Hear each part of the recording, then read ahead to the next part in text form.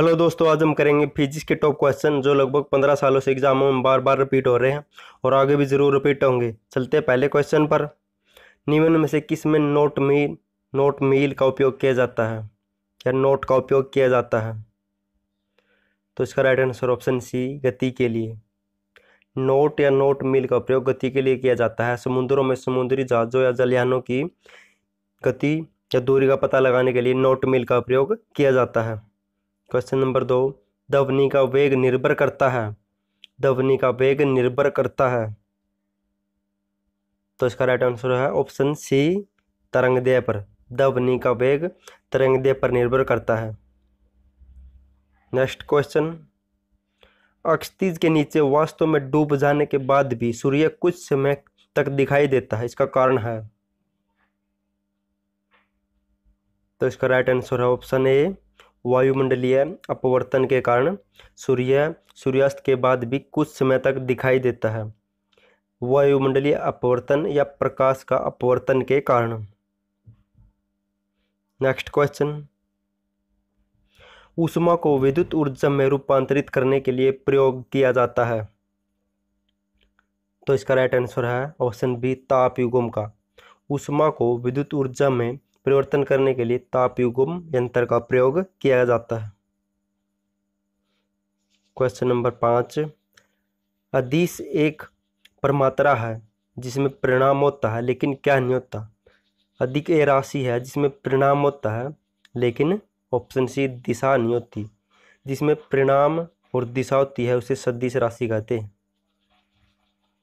Next question, सूर्य से पृथ्वी तक पहुंचने में सूर्य का प्रकाश कितने समय लगता है? सूर्य से पृथ्वी तक सूर्य का प्रकाश पहुंचने में कितना समय लगता है? तो इसका राइट आंसर है ऑप्शन बी, 8 मिनट, यानी कि लगभग 1520 और 520 सेकंड। नेक्स्ट क्वेश्चन, जल में आंशिक रूप से तिरछी डूबी पेंसिल का डूबा भाग। जल में डूबी तिरछी पेंसिल का डूबा भाग कैसा प्रतीत होता है? तो ऑप्शन बी, जल की सतह की ओर मुड़ा हुआ, ये मुड़ा हुआ प्रतीत होता है। नेक्स्ट क्वेश्चन, धातु से बने 4 गिलास में गर्म कॉफी एक साथ डाली जाती है। 4 गिलासों पर बाहर की ओर बिन बिन पेंट किया जाता है। कुछ समय बाद कॉफी उस गिलास में सबसे ठंडी होगी जिसका पेंट।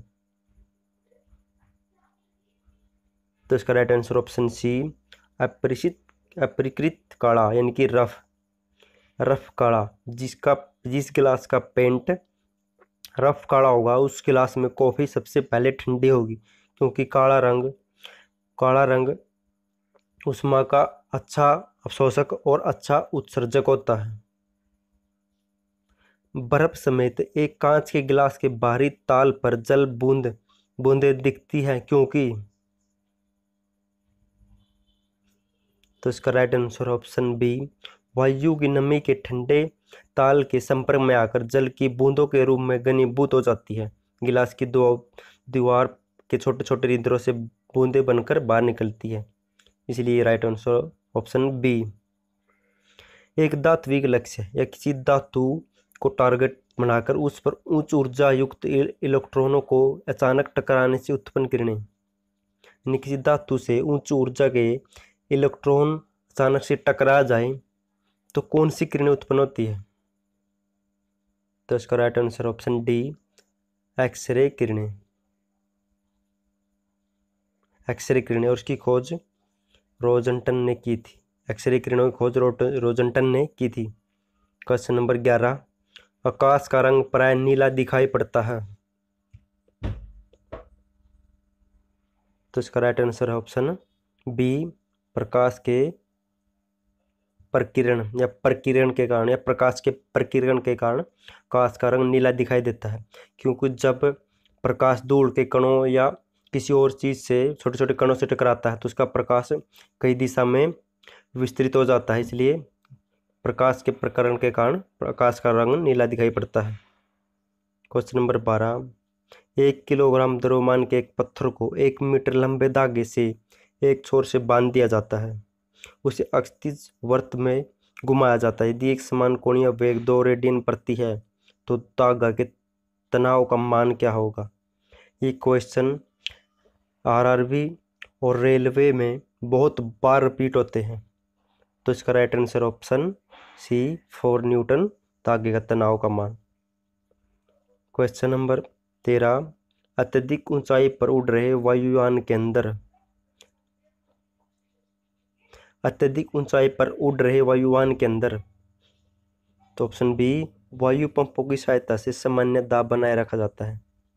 उनके अंदर वायु के पंप लगाए जाते हैं जिससे बाहर और अंदर का दबाव समान रह सके। क्वेश्चन नंबर 14, गतिमान वस्तु में होती है,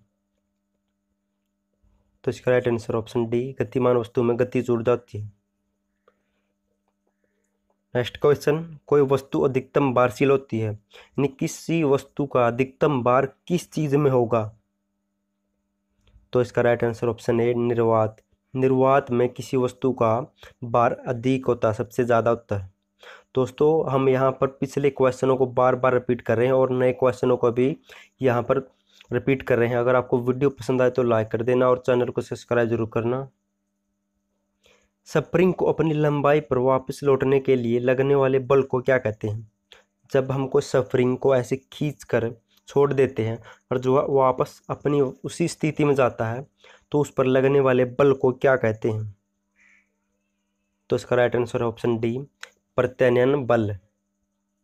नेक्स्ट क्वेश्चन, हिमपात होता है जब, तो इसका राइट आंसर ऑप्शन सी, हवा का औसत बिंदु हिमांक से कम हो जब हिमपात होता है। क्वेश्चन नंबर 18, जब एक कण रैखिक सरल आवर्त गति में रहता है उसकी गतिज ऊर्जा अधिकतम होगी। तो इसका राइट आंसर ऑप्शन बी, मध्य स्थिति पर उसकी गतिज ऊर्जा सबसे अधिक होगी। क्वेश्चन नंबर 19, एक व्यक्ति उन वस्तुओं के चित्र कैमरा फिल्मों के प्रयोग से ले सकता है जो आंख से स्पष्ट दिखाई नहीं पड़ते। यानी कि जिन वस्तुओं को हम आंख से दिखाई नहीं देख सकते लेकिन कैमरा से उन वस्तुओं के चित्र ले सकता है।